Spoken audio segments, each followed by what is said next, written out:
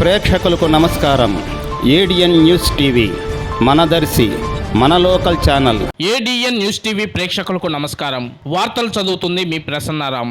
మార్కాపురం పట్టణంలోని భగత్ సింగ్ కాలనీలో ఓ లెక్చరర్ ఇంట్లో పట్టపగలే దొంగతనానికి పాల్పడ్డారు. సీసీ ఫుటేజ్ లో రికార్డైన ప్రకారం లెక్చరర్ ఫ్యామిలీ ఇంటి లోపల తలుపులు వేసుకుని ఉండగా ఓ వ్యక్తి వరండాలోని గ్యాస్ సిలిండర్ ను దొంగలించాడు. దీనికి సంబంధించిన దృశ్యాలు సీసీ కెమెరాలో నమోదయ్యాయి. ఈ విషయాన్ని గమనించిన ఆ ప్రాంత వాసులు భయాందోళనకు గురవుతున్నారు.